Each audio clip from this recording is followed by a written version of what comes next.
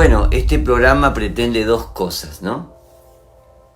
Primero, animar, apoyar, inspirar, alentar a pastores y todos los que han sido llamados para ser pastores.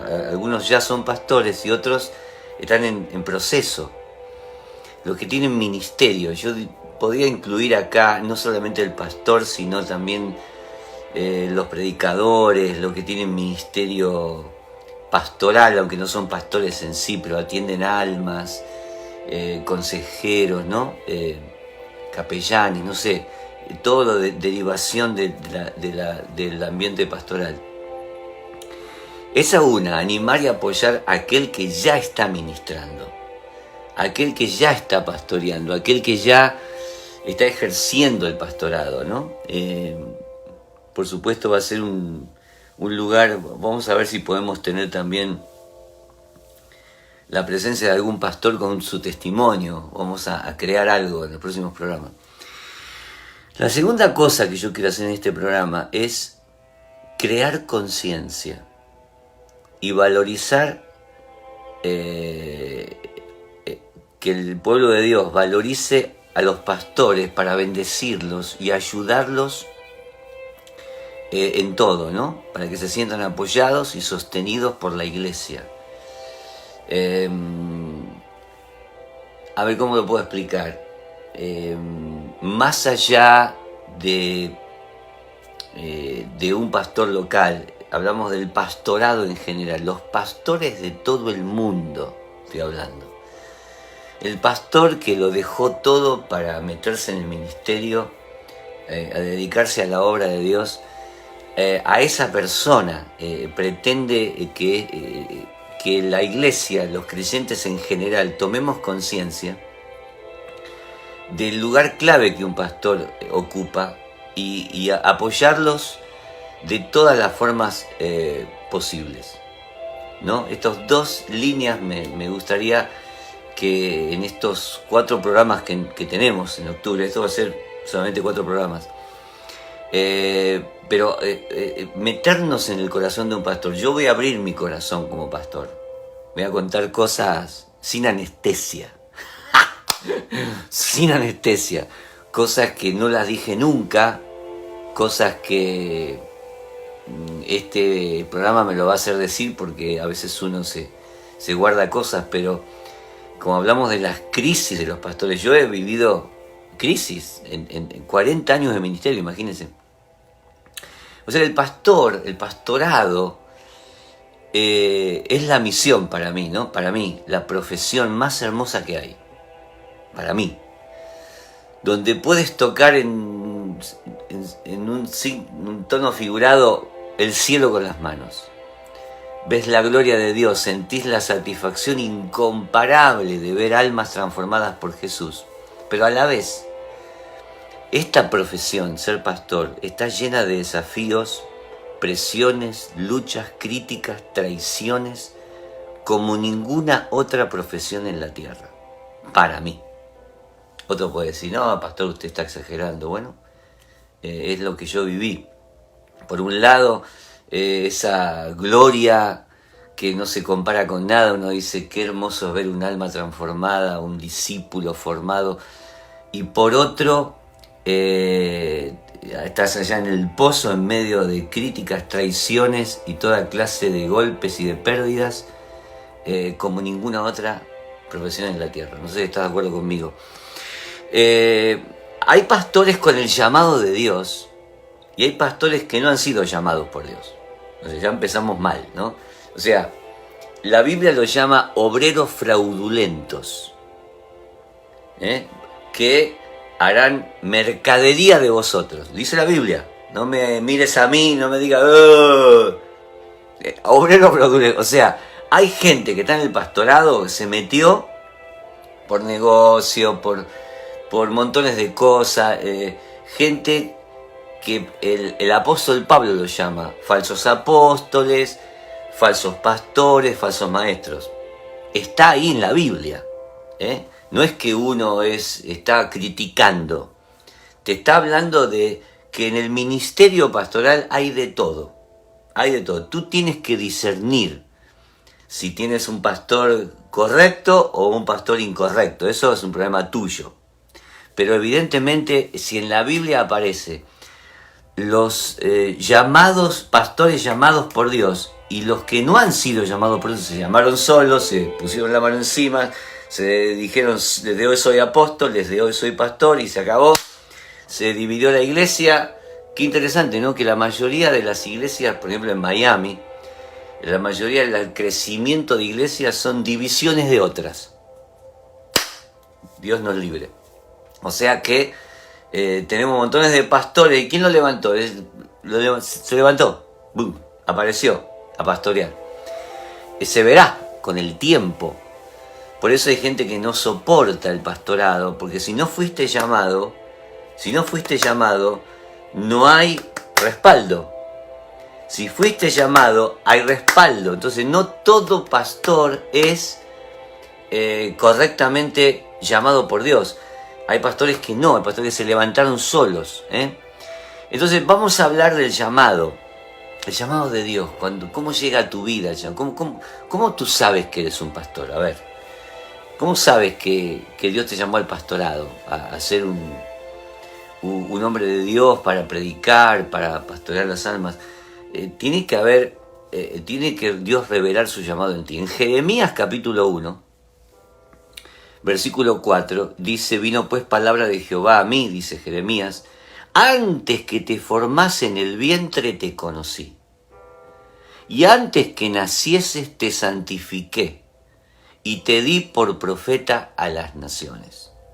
Podemos, ¿no es cierto?, comparar el llamado de Jeremías con el llamado pastoral, que tiene, por supuesto, tiene en común el ministerio y el llamado de Dios, y la idea es la misma. O sea, Dios a esa persona que está en el pastorado, desde antes que nacieras, ya te nombró pastor, ya sabía que ibas a nacer y que te tenía destinado el ministerio pastoral. O sea, ya estaba en el plan de Dios. Entonces dice, antes que nacieses te santifiqué. O sea, fuimos apartados. Y acá empieza el tema. Acá empieza el tema del pastor. Apartado. Apartado significa que tu vida va a ser diferente a la de otros. Apartado es como se apartaban los profetas, los sacerdotes en la antigüedad, que tenían características, tenían otra dependencia, dependían de otra cosa, vivían una vida de fe plena, tenían que depender de otra manera. No era el común, no era un hombre de negocios, no era un hombre común. Había sido santificado, apartado, qué tremenda palabra, para ser escogido de manera especial. Apartado, santificado. Acá empieza el problema de los pastores. Cuando tú entiendes que fuiste apartado para esto y tu vida no va a ser la misma que los demás. No puedes pensar en forma común porque tú fuiste elegido para vivir de otra manera. Algunos no van a estar de acuerdo conmigo, pero yo te voy a hablar de mi experiencia.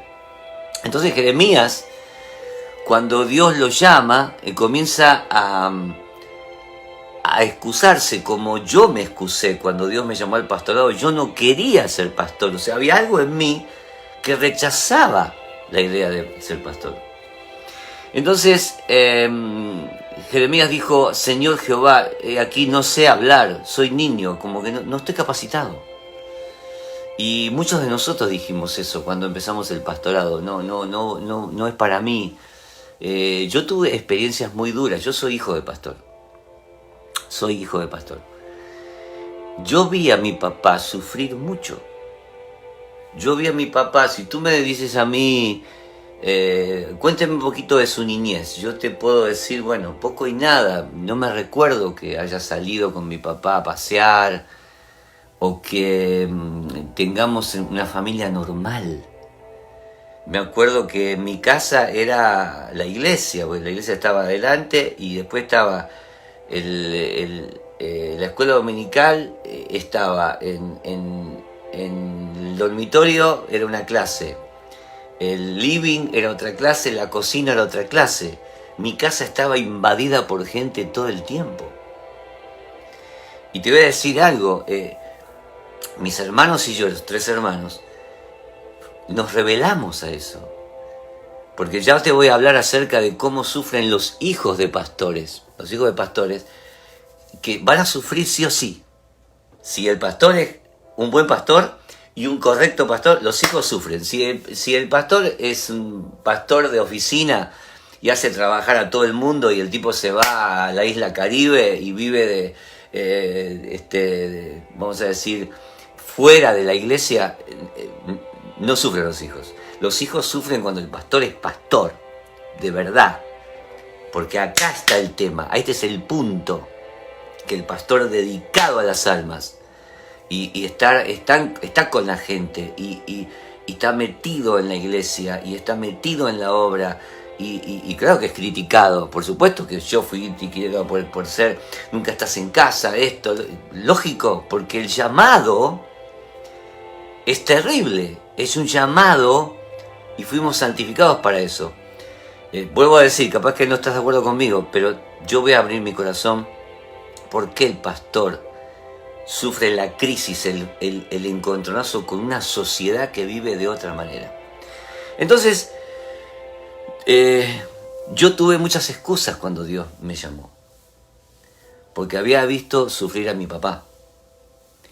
Y no me recuerdo haber vivido una vida normal y la rebeldía de decir no tuve familia y me sacaron a mi papá de mi lado y mi papá siempre estaba con todo el mundo allá y conmigo no. Todo eso yo lo viví y eso me marcó y cuando yo tenía 10 años mi papá falleció y falleció del corazón.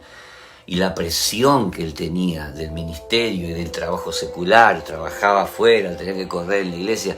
Yo vi la crisis en mi papá. Yo vi el dolor en mi familia.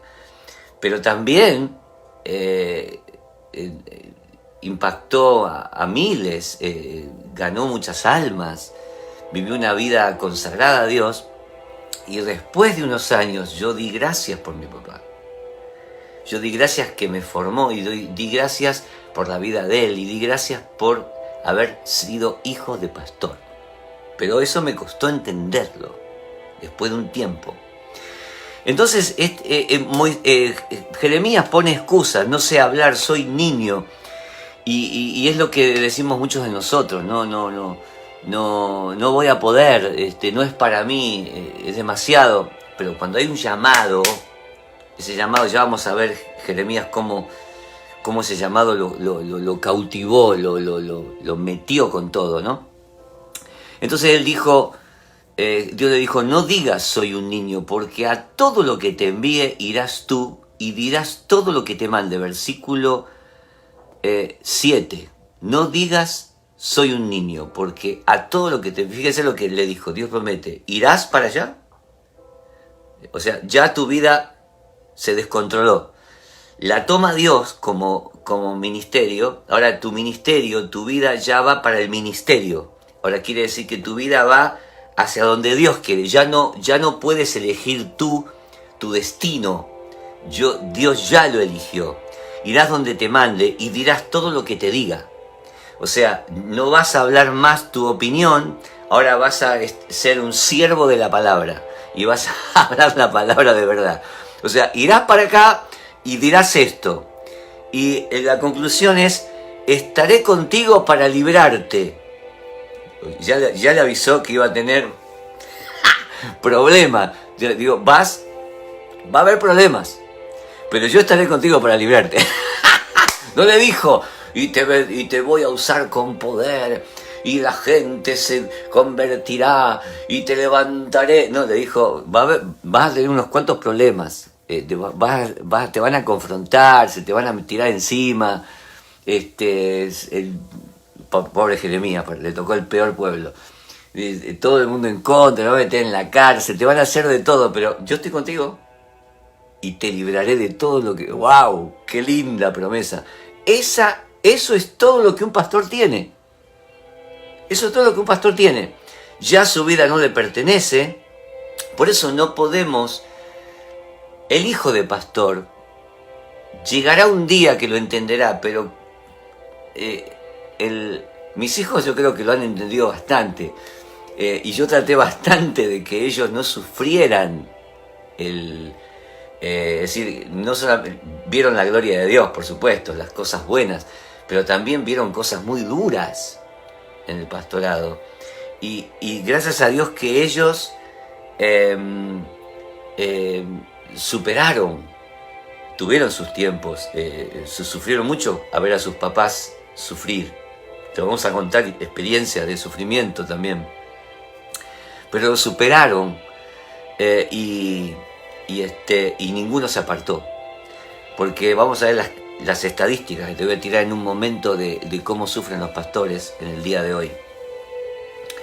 Entonces le dijo, irás donde te mande, dirás todo lo que te diga y estaré contigo para librarte. Va a haber problemas, pero te libraré. Y le dijo, versículo 9, extendió Jehová su mano, tocó mi boca y me dijo Jehová, he aquí, he puesto mis palabras en tu boca.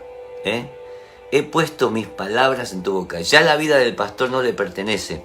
Su familia, sus tiempos, ya todo es controlado por él. Ojalá que me estén viendo algunos pastores aquí.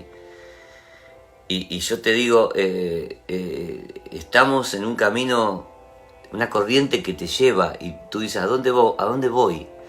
Tantas veces los pastores no sabemos a dónde vamos. Tantas veces estamos diciendo, ¿qué voy a hacer, Señor? ¿Cómo voy a vivir? ¿De qué voy a vivir? ¿Cuántos pastores que han sufrido eso y lo están sufriendo? Es parte del llamado. La iglesia no puede percibir lo que los pastores sufrimos, o los pastores sufren, ¿no?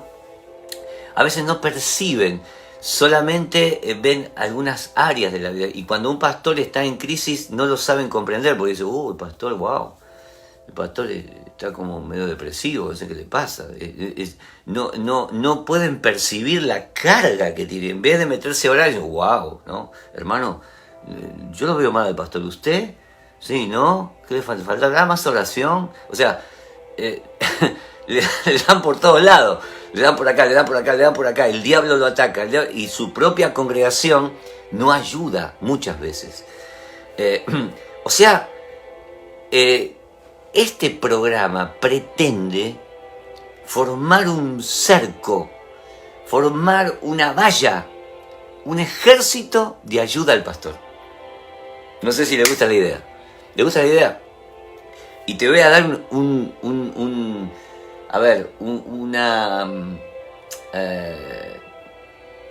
trabajo.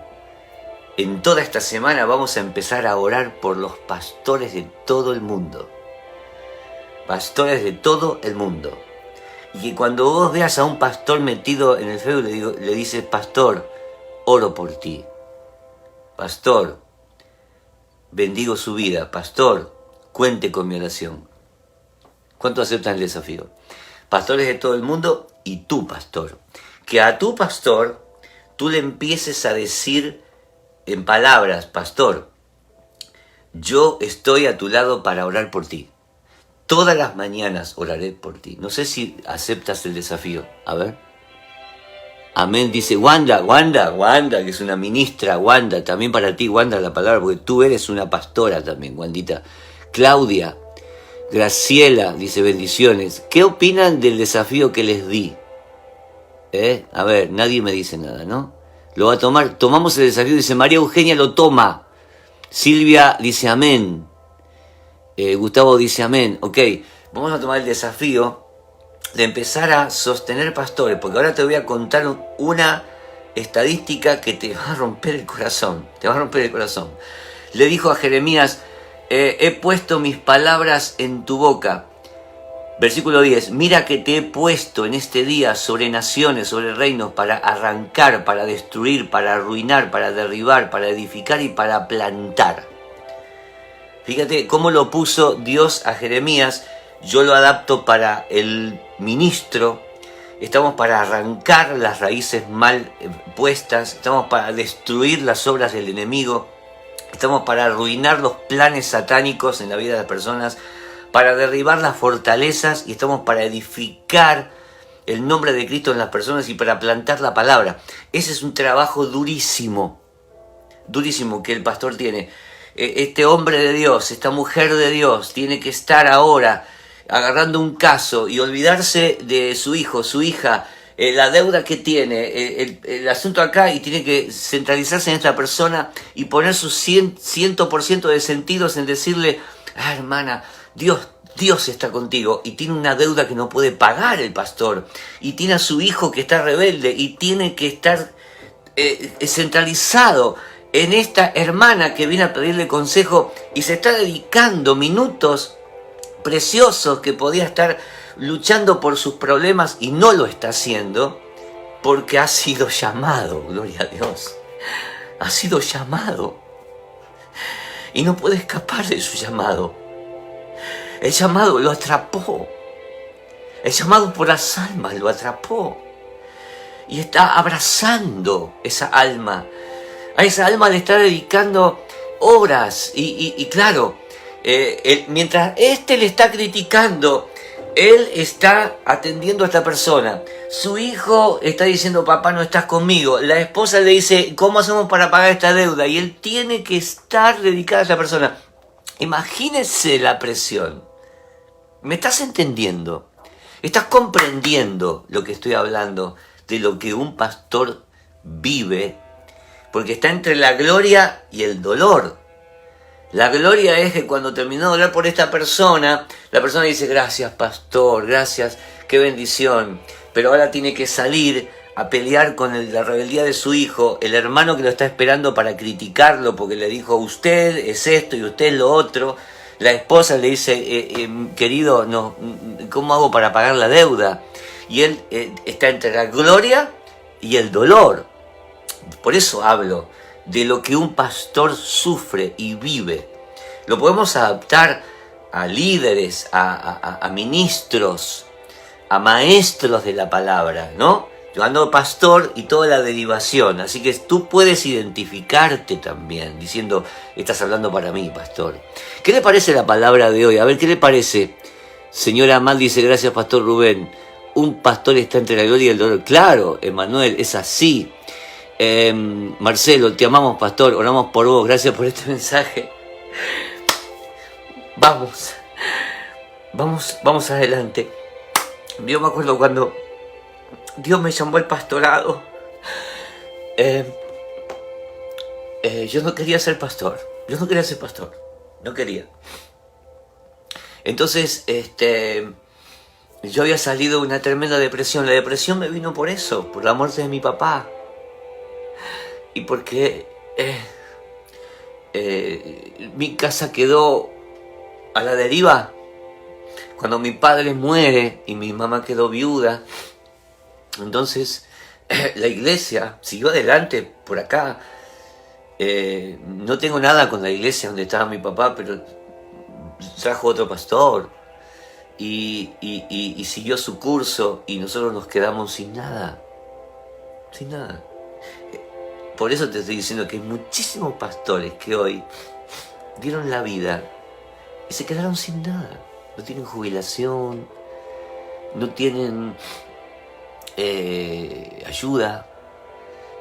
Si no estás en una denominación de años que cubre a sus pastores, ¿qué te resta a ti?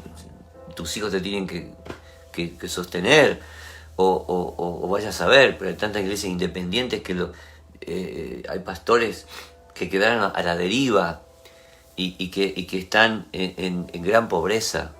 Y por eso esa displicencia, esa insensibilidad hacia pastores es muy dura en este tiempo. Entonces mi experiencia fue así. Cuando Dios me llamó al pastorado, yo estaba estudiando en un seminario música y yo dije: yo jamás seré pastor. Pero yo acá tenía a Jeremías 1 diciendo: yo te elegí. Entonces yo decía, yo no sirvo, yo soy tímido, yo tengo depresión, yo tengo esto, yo no sirvo. Música, yo músico. Entonces fui a estudiar música al seminario, empecé a estudiar música, digo, voy a ser un buen músico. Luego dije, y voy a agregar, perdón, primero estudié medicina. Mi hermano me dijo, medicina, lo tuyo es medicina, no pastor, medicina. Y yo iba a estudiar medicina primero, antes que la música, y estaba con los huesos ahí, con los libros, mirando, y mientras estaba estudiando los huesos y qué sé yo, me venían las músicas de la iglesia, y me venía la imagen del púlpito, de la Biblia, y yo decía, no, tengo que estudiar los huesos. Y yo estaba ahí, y entonces no me podía concentrar. Estuve un año en medicina, pero cada vez que me metía a estudiar se me cruzaba la palabra de Dios como una espada. Y dije, bueno, medicina no es, psicología. Me metí en psicología, entonces me metí en psicología porque yo estaba mal de la cabeza. Dije, me voy a estudiar en psicología, así me sano un poco. A los 4 meses dije, no es psicología. Entonces, música. Yo soy un músico cristiano y voy a ser un gran músico cristiano. Entonces me empecé a meter en la música, a estudiar. Y entonces el seminario me obligaba a estudiar una materia bíblica. Estudiando música, tenía que estudiar una materia bíblica. Entonces me fui al Nuevo Testamento 1. Entonces había un profesor que siempre amo mucho, Clark, que él comenzó a hablar sobre Jesús. Entonces él se emocionaba mucho cuando hablaba de Jesús, y entonces hablaba, entonces yo lo miraba y las lágrimas me empezaban a caer, y yo decía, ¿por qué estoy llorando? O sea, hablaba de Jesús y hablaba del ministerio y cómo él iba. Entonces cada vez que yo venía a la clase de Nuevo Testamento ya venía diciendo, no voy a llorar hoy. Pero cuando me sentaba en esa clase, el profesor comenzaba a hablar de Jesús y había un fuego adentro mío que me estaba quemando, que me quemaba. Y yo decía, no aguanto más. ¿Qué pasa, Dios? Y en una de esas clases el Señor me dijo, tú vas a ser pastor. No hay otro camino para ti. Tú vas a ser siervo mío y ninguna otra cosa funcionará. Lo único que va a funcionar es que me sirvas a mí porque yo te he escogido desde el vientre de tu madre. Wow. Entonces dije, voy a ser pastor. Cuando dije eso, se cayó todo el peso y yo entendí que iba a seguir el camino de mi padre. Y aunque yo había visto la parte negativa, el sufrimiento, porque los hijos del pastor ven la parte negativa, no ven almas salvadas, transformadas, eso, el hijo del pastor no, el hijo del pastor está buscando un papá. Está buscando un papá o una mamá. No le interesa ni que se sanó, ni el paralítico se levantó, no le interesa. Está diciendo, papá no estuvo conmigo, papá está con la gente, conmigo no. Y esa es parte de los precios que hemos pagado, que paga un pastor. Y hay que tratar de trabajar en esa área, pero es muy difícil porque tú te debes a la gente, tú te debes a Dios, tú te debes al ministerio. Ya no eres una persona normal, como cualquiera. Si todo el mundo se va de vacaciones, todo el mundo hace un asado, todo el mundo sale a pasear, ¿y por qué no salir? Pastor, ocupate un poco de tu casa, y nos dan, y es verdad. Y a veces el equilibrio es difícil porque tu vida está consagrada a Dios y al prójimo, Entonces, uno de los problemas más graves es que el pastor, cuando se mete en el pastorado, no sabe ni conoce lo que significa ser pastor. Solamente él tiene el entusiasmo del llamado. ¿Y qué implica esto? Vas a salvar almas van a ser salvadas, pero hay un montón de renuncias que tienes que hacer. Vas a ver vidas liberadas, pero hay mucho sacrificio que hacer. Hay discípulos formados, y eso te va a alegrar mucho, pero tienes que ser austero, y dejar de buscar dinero en el ministerio. Ya no buscas dinero, buscas almas. Vas a ver familias restauradas, pero con el costo de dar horas y horas y horas y horas y horas de tu tiempo. Va a haber palabras reveladoras, pero tus hijos lo van a sufrir. Vas a cumplir con lo que Jesús te mandó, pero vas a estar lleno de críticas y traiciones. Lleno, rodeado. Gente que le dedicaste horas y horas de tu vida y después jamás se acordaron de ti, ni gracias te dieron, ni te saludaron cuando se fueron. Eso es ser un pastor. Y te voy a tirar unos números que el grupo de George Barna y el Ministerio Cuidado Pastoral, Instituto Fuller, el Instituto Francis Schaeffer, ha hecho algunos similares en los años pasados. Dice que el 90% de los pastores trabajan entre 55 y 75 horas por semana. Me está siguiendo, ¿verdad? O sea, un trabajo titánico, dedicado a la obra, a la gente. El 80% cree que el ministerio pastoral afectó negativamente a sus familias. Estoy hablando de estadísticas, de encuestas. El 80% cree que el ministerio pastoral de alguna manera afecta a la familia. Uno dice no, alguno me puede decir no, ok, yo te hablo de lo que está acá.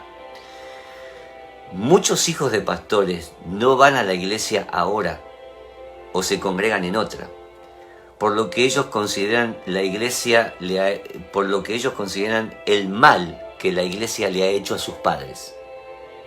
Entonces el hijo lo vio al papá que lo gritaban, que le pagaban una miseria, que lo criticaron, que lo difamaban, que lo traicionaban, vio al papá llorar en un rincón, y muchos hijos que no pudieron captar toda la historia, todo lo lindo del pastorado, ven la parte negativa del pastorado, y muchos se afectaron.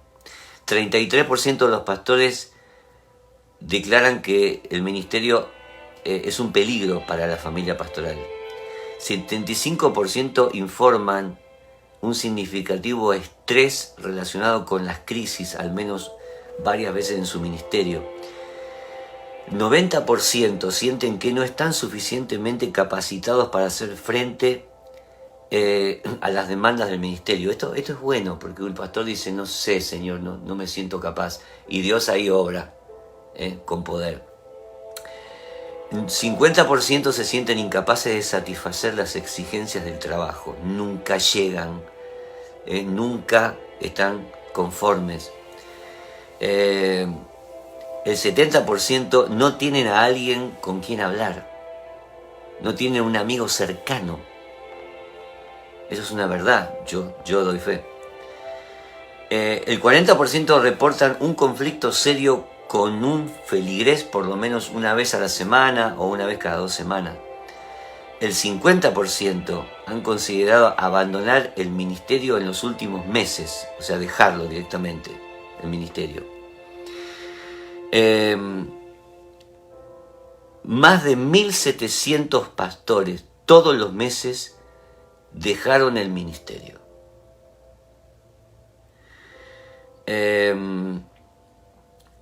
Una de las razones para que el pastor deje el ministerio es que la gente de la iglesia no está dispuesta a obedecer e ir en la misma dirección y meta que tiene el pastor. El pastor cree que Dios quiere que vayamos por allá y el pueblo dice, no, vamos por acá. Resistencia a la autoridad. Solamente un 10% termina el ministerio, termina en forma normal su ministerio de viejito ya, diciendo, bueno, hasta viejito llegó y termina el ministerio, por 10% de los pastores. Esto es una estadística. Acá está reflejada la crisis. Y cuando hablo de crisis no digo, oh, wow, todo en contra. No, es el precio. Cuando yo hablo de precio, no estoy diciendo, no puede ser que a esta gente le vaya todo mal. No le va mal. No es que le va mal. Esta gente dio la vida. Esta gente se gastó. Esta gente lo dio todo. Y bueno, pero mira todos los problemas que tiene. Los problemas son por el gasto. Porque, vamos a ver, si haces una balanza, acá pones esto, pero en la otra parte, almas salvadas, transformadas, liberadas, familias restauradas, gente bendecida, el evangelio en la ciudad. Es decir, poner la balanza, voy a decir, oh, todo mal, todo mal. No, es el precio. Por eso, ¿cómo hacer para que este grupo de pastores, líderes, sean apoyados, amados, sostenidos, acompañados en su ministerio? Y cuando hablo de pastor me refiero también a ministerios pastorales parecidos como evangelistas, capellanes, gente dedicada a la obra de Dios, metidos en la obra de Dios, que todos merecen ser apoyados. No, ¿qué hacemos nosotros? Vemos un defecto, lo criticamos. Si tiene un auto nuevo, si tiene un auto viejo, y si no tiene auto, le falta fe. Auto viejo, el pastor no tiene visión. Auto nuevo, se roba toda la plata. O sea, nada viene bien. O sea, es decir, tenga lo que tenga y haga lo que haga, va a ser criticado. Porque hay algo dentro de las personas que hace que cuando vemos un líder siempre busquemos un modelo de perfección en ellos, como que tienen que ser nuestros modelos de vida en todo, y si no dan a la talla, entonces los criticamos y los condenamos. Termino con esto hoy, este primer encuentro, espero que les haya gustado. Jeremías 20, esto va para los pastores que me están escuchando. Jeremías 20, versículo 7, Jeremías estaba muy cansado, había gastado su vida y había dado palabra y el pueblo rebelde en contra, le decía de todo, lo querían matar. Entonces estaba muy amargado, muy triste por todo lo que estaba pasando. Y en el versículo 7 dice, me sedujiste, oh Jehová, y fui seducido. Más fuerte fuiste que yo, y me venciste. Cada día he sido escarnecido, cada cual se burla de mí. Porque cuántas veces hablo, doy voces, grito, violencia y destrucción, porque la palabra de Jehová me ha sido para afrenta y escarnio cada día. Entonces dije en mi corazón, no me acordaré más de Jehová, ni hablaré más en su nombre. No obstante, había en mi corazón como un fuego ardiente metido en mis huesos. Traté de sufrirlo y no pude.